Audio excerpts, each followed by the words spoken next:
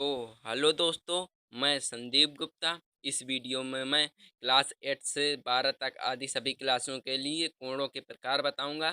तो कोणों के प्रकार, टाइप्स ऑफ एंगल्स। कोण एंगल, दो किरणों के बीच झुकाव को कोण कहते हैं। जैसे ये एक किरण है, इसी के झुकाव को हम कोण कहते हैं।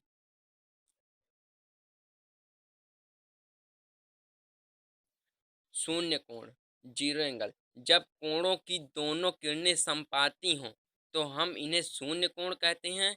इसकी माप जीरो होती है। एक ये रेखा है, इसके ऊपर एक और रेखा खींचेंगे तब हम यहाँ ए और बी दोनों ये शून्य कोण हो जाएंगे। इन्हें हम शून्य कोण कहते हैं। न्यून कोण, ऐसे कोण जिनकी माप 0 से अधिक और 90 से कम हो न्यून कोण कहलाते हैं। न्यून कोण जैसे 60, 45, इसी तरह अनेकों कोण न्यून कोण कहलाते हैं। समकोण, वह कोण जिसकी माप 90 हो उसे हम समकोण कहते हैं। इसकी माप 90 होनी चाहिए, इसे हम समकोण कहते हैं। ये बिल्कुल सीधा होता है,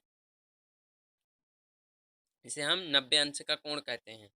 ए बी, ये रेखा, आप इसको बनाएं। और नोट, गिनती लिखते समय आपको यह ध्यान रखना है कि ये 0 और 1 2 इस तरह इस प्रकार नहीं लिखना है आपको। अगर आप लिख रहे हैं जैसे 10 लिखना है आपको, तो 0 और 1 बिल्कुल बरोबर होने चाहिए। जैसे 20, तो 0 और 2 बिल्कुल बरोबर होना चाहिए। इसी प्रकार आपको लिखना। इसके बाद आता है अधिक कोण, ऐसा कोण जिनकी माप 90 से अधिक हो एवं 180 अंश कम हो अधिक कोण कहलाते हैं।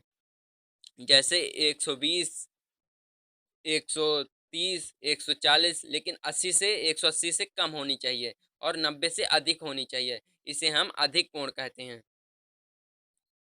और सरल कोण या ऋजु कोण, जब कोण की दोनों किरणें विपरीत दिशा में हों तब हम सरल कोण या ऋजु कोण कहते हैं। इसकी माप 180 अंश होनी चाहिए।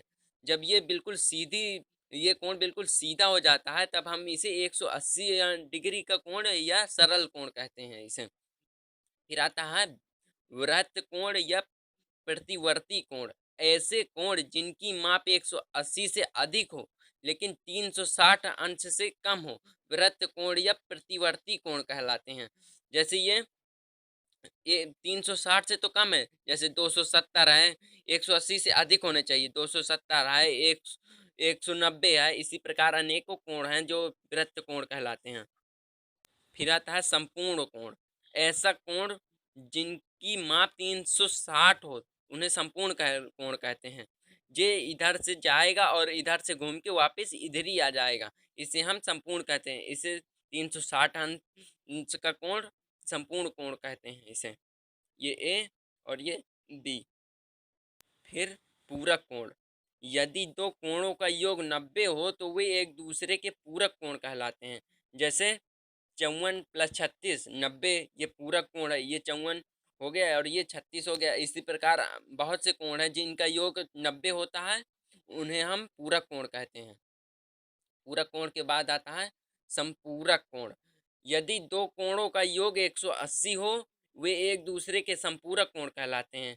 उसमें 90 अंश होना चाहिए जोड़ने पे, इसमें 180 अंश होना चाहिए जोड़ने पे। जैसे 100 और 180, 180 बन जाएगा। इसी प्रकार अनेक कोण हैं जो जोड़ने पर 180 आते हैं। आसन्न कोण, वैसे कोण जो वैसे दो कोण जिनकी एक भुजा उभयनिष्ठ हो और उनका एक ही शीर्ष आसन्न कोण कहलाता है। जैसे A A C D, B C D, इसी प्रकार ये कोण 180 अंश का होता है, आसन्न कोण कहलाता है। और एक कोण होता है शीर्षाभिमुख कोण, जब दो रेखाएं एक दूसरे को किसी बिंदु पर प्रतिच्छेदित करती हैं तो प्रतिच्छेद बिंदु पर बने कोण के में आमने सामने के कोण शीर्षाभिमुख कोण कहलाते हैं। जैसे जैसे ये इसकी आमने सामने की भुजा बरोबर होंगी, ये बीच में प्रतिच्छेद करेगा, इसे हम शीर्षाभिमुख कोण कहते हैं। इसके बाद फिर कोण, दो किरणों की, इसी प्रकार जब दो कोण की दोनों किरणें समपाती हों तो हम इन्हें शून्य कोण कहते हैं। आपको ये याद रखना है। और न्यून कोण ऐसे कोण जिनकी माप 0 से अधिक हो लेकिन 90 अंश से कम हो तो न्यून कोण कहलाते हैं। ये आपको याद रखना है। वह कोण जिसकी माप 90 अंश हो उसे हम समकोण कहते हैं। ये भी आपको याद रखना है। और ये महत्वपूर्ण बात आपको ये याद रखना है कि आपको 0 छोटा नहीं लगाना है, बिल्कुल बरोबर का लगाना है। तो अगर वीडियो पसंद आया हो तो लाइक कर दें और चैनल को सब्सक्राइब कर दें और दोस्तों में शेयर कर दें। धन्यवाद।